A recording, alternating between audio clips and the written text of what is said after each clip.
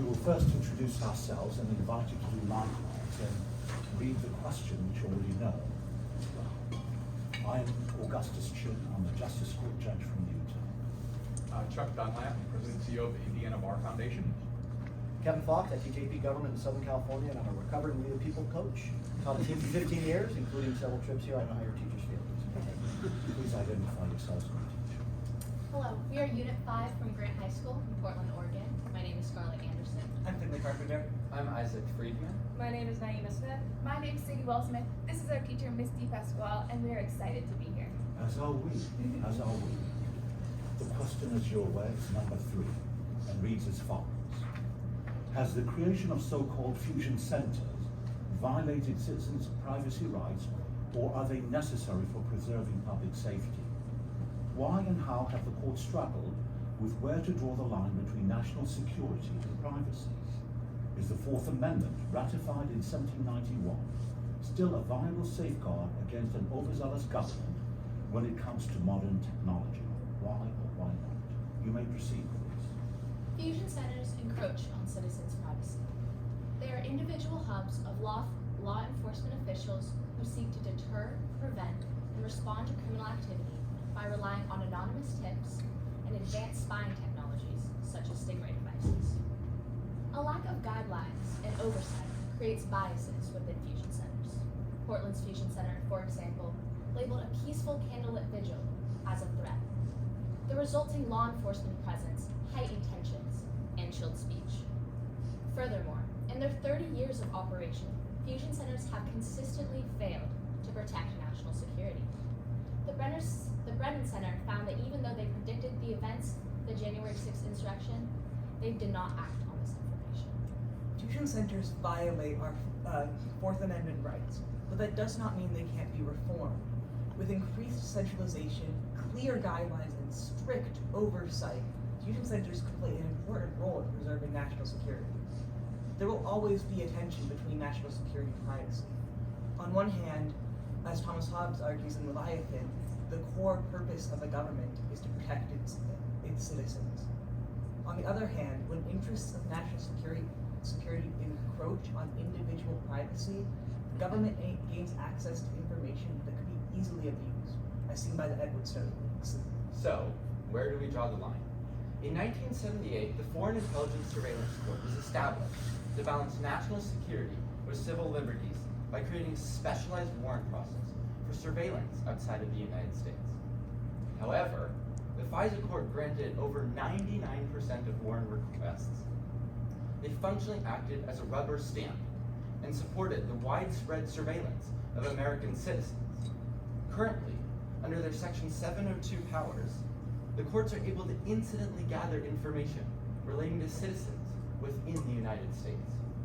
In 2016, United States v. Muhammad affirmed that this information is admissible in court. Furthermore, our country has a long history on infringing on privacy to chill speech. Take Britain's general warrants. Mass, limitless searches were used to chill colonist speech, quell dissent, and indict people for seditious libel. Our Fourth Amendment was created to remedy this harm. Technological advances have led to mass searches that resemble general warrants. In Kyle v. US, the court stated that their decisions must preserve that degree of privacy that existed when the Fourth Amendment was adopted. In that way, the Fourth Amendment is enough. The court further expanded privacy protections to GPS devices in 2011's Jones v. US and to cell phones in 2014's Riley v. California. Most recently, in 2018, Carpenter v. US held that a warrant is required to obtain cell site location data, limiting the third-party doctrine established in US v. Miller. However, warrants are not required for novel devices and surveillance technologies such as geofences or stingrays. The government can subpoena data gathered from private security devices such as Amazon's Ring, or even benign applications like apps that track menstrual cycles. In our increasingly digital world, everything, from your phone to your refrigerator, has the capability to gather digital information on individuals. The court's interpretation of the Fourth Amendment cannot keep up with the pace of technology, and Congress and state legislatures must act to protect the privacy rights of individuals. Thank you, and we are ready for your questions. Given how strongly you feel about privacy rights, should there be a constitutional amendment to expressly recognize privacy rights? I believe that currently the Fourth Amendment is enough to protect privacy, and we don't need another constitutional amendment. However, we should turn to the legislative branch to interpret privacy protections, as courts have been slow and laborious with their interpretation, as seen in the case of Carpenter v. U.S., which was heard and decided 6 years after the case happened. Furthermore, in Griswold v. Connecticut, the court recognized 5 areas of the Constitution which protect privacy: the First Amendment, the Third Amendment, the Fourth, Fifth, and Ninth. I believe We also see state legislators already, as my colleague Isaac was saying, enacting broader privacy protections than are afforded by the Fourth Amendment federal government. So for example, in 2021, Washington passed a law that prevented the warrantless use of facial recognition technology. So if we continue to do this, legislation can be a viable protection. states can also address much more individualized issues based on what's going on in that state, and to generally work quicker than the federal legislative process. We could also potentially look to state constitutions as a way to protect these privacy rights. For example, our home state of Oregon's constitution recognizes the privacy to which one is entitled, as opposed to reasonable expectation of privacy, giving a further protection than is recognized federally. So, I'm going to flip the question on its head just for a second. You mentioned Snowden. Yes, citizens with privacy, but does the government have a claim to secrecy? Well, we've seen this issue of national security and privacy collide with the Edward Snowden leak. I think this leak led to the case ACLU v. Clapper. And going back to 2001, immediately following the terrorist attacks on 9/11, the Congress passed the Patriot Act 6 weeks after, and in this they looked at balancing national security with privacy rights, because they knew that citizens had a Fourth Amendment privacy right. But in this time of emergency, the Congress found that there was an interest in security that outweighed privacy to the development of Section 215. Section 215 contained a provision which allowed for the government to force the companies that they gathered information from to be secret about it. National security letters forced companies to not disclose that they were sharing information with the government.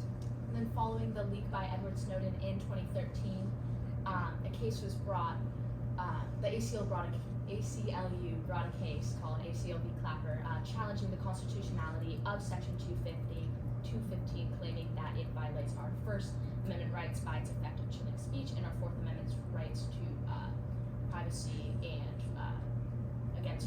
protection against warrantless searches. However, All of this shows how the courts have struggled to draw this line, and they would not have the struggles if this national security was not an important thing to preserve. We see that, as we've seen in recent leaks, information can be leaked that is not relevant to or not exceedingly relevant to public conversation, but just acts to harm people and put lives in danger. And the government does have a vested interest in keeping that information secret and out of the public. You mentioned times of emergency and the standards that can flow from that. Once government has a power without a time of emergency potentially, is it ever likely to give it back?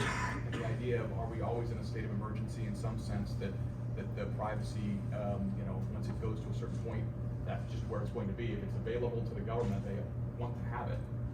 How would you respond to that? Article 2 of the Constitution outlines the executive power and says that this is vested in the president. And so the president has exceedingly used their executive power during times of war to expand their power and infringe on privacy. right now there are 30 national emergencies that have been declared throughout our history that are still in effect now. You're correct in that there are so many national emergencies that are giving the president so much power. thing about privacy invasions that are enacted in these issues of national security or in national emergencies is that often they're enacted in a sort of frenzy, as we see in the case of the Freedom Act, which was created and passed in the 6 weeks following 9/11, with only 2 members of Congress voting against it. I believe my colleague meant to cite the Patriot Act. In his book War and Liberty, Jeffrey R. Stone illuminates this phenomenon of war fever, that legislators are more likely to act rashly when faced with a national emergency. In the case of Youngstown Steel v. Sawyer, however, the court limited the president's executive power under this, stating that while during wartime the president does have powers, they don't have the power to shut down and commandeer steel mills simply in the name of national security. Let me jump back to something you mentioned in your presentation. You mentioned the FISA court and its 99% approval rate for warrants. Do you think the current standard for issuance of warrants is acceptable, or should it be modified? And what is that standard? Do you understand? The current standard for warrants for the FISA court looks at a person that is outside of the United States or a foreign person that is reasonably believed to be outside the United States, and that the intent of gathering the information is for foreign intelligence and national security purposes. And I believe that this standard is not enough currently.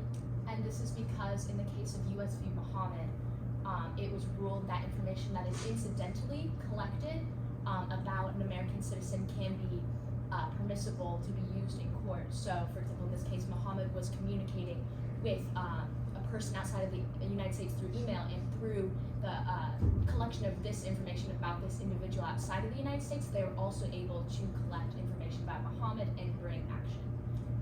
Therefore, a potential reform could be re-examining US v. Muhammad and ensuring that and changing that so that the exclusionary rule can be applied to information that is gathered about US citizens due to those FISA warrants. I disagree. I think that the case of US v. Muhammad actually outlines why it's important to have this collection of data, because Muhammad was going down a path where he could where he was willing to use these weapons of mass destruction because of his communication with outside sources and foreign agencies.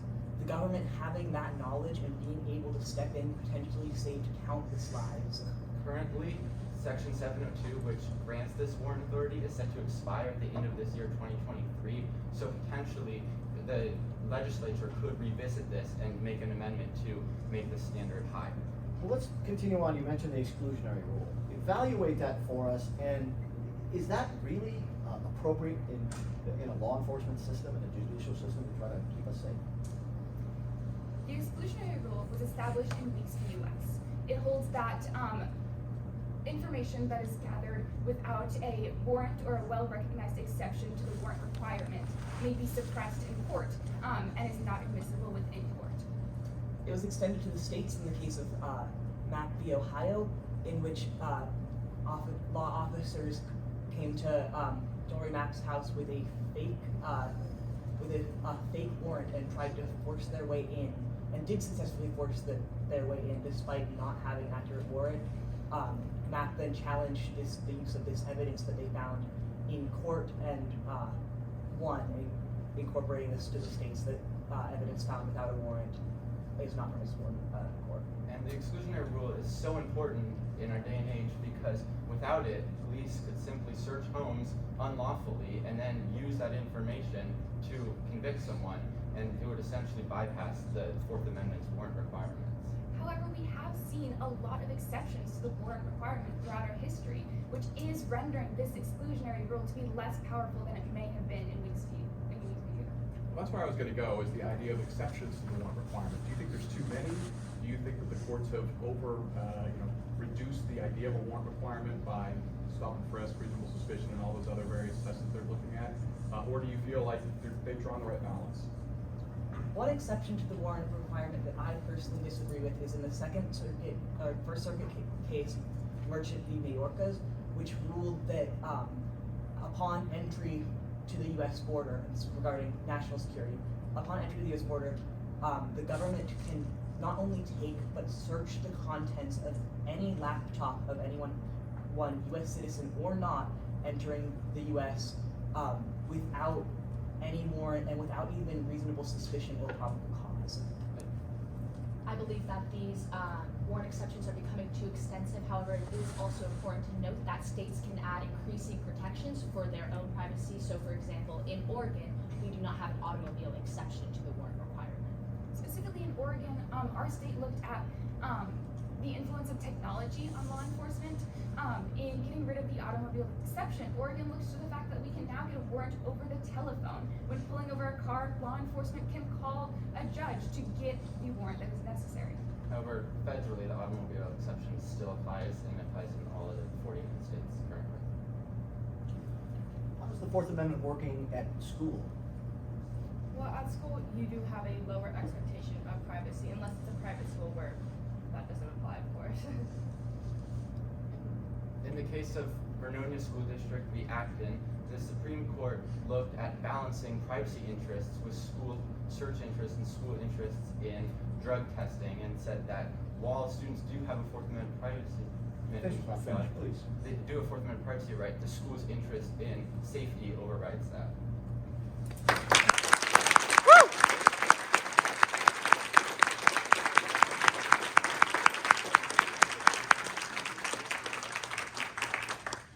Nicely done.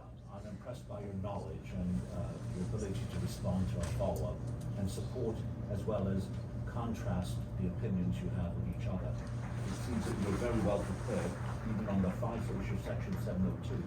You knew when it expires, and you were able to articulate that. Your articulation of the case authority is very impressive as well, so nicely done. Thank you. I concur. Exceptionally well organized and presented primary statement, right? You tracked the question for us, you gave supporting evidence, you guided us through your thinking. I could see your brains kind of functioning up there. You're really well done. What I really like, well, not only the detail, but the application to your own lives. Like lots of examples from Oregon, an awareness of what's happening in your state, because sometimes this whole program becomes about the U.S. Constitution, but we live in our states, right? And as you recommend, or you acknowledge, our states have a tremendous impact on us. In terms of the question I was asking about that sense, can government keep secrets? There's a tension there, right? Because we have this social contract establishing our government. The government's there to serve us, but sometimes maybe they get to keep a secret from us from time to time. So guys like Snowden and other leakers, yeah, they're letting us know, but they're creating further risks for us, right? And so there's this amazing tension that we're going to be grappling with our whole lives. I'm happy that you're around and going to take us into the future, and thank you for all your hard work. Yeah, I really thought your opening remarks were well paced. We've heard of the past few days, so putting everything in the kitchen sink in there, and that's but you had a lot of content, but it was well done, and the ability to have more time and follow up really helps too, I believe, and so that was great for today. I really also like the idea of recognizing federalism. Your state constitution, you can provide higher levels of protection via the states. Can't go below, obviously, what the U.S. Constitution provides, but those are other options, and how different states recognize this and deal with it is interesting. That I didn't know about automobile exception not being a thing in Oregon, but it's very interesting to see those kind of local flavors on things as well. So it's really enjoyable. I also felt like there was really no area that we could go into that you wouldn't have a very thoughtful, in-depth response. So that's again testament to you and your preparation. Thank you.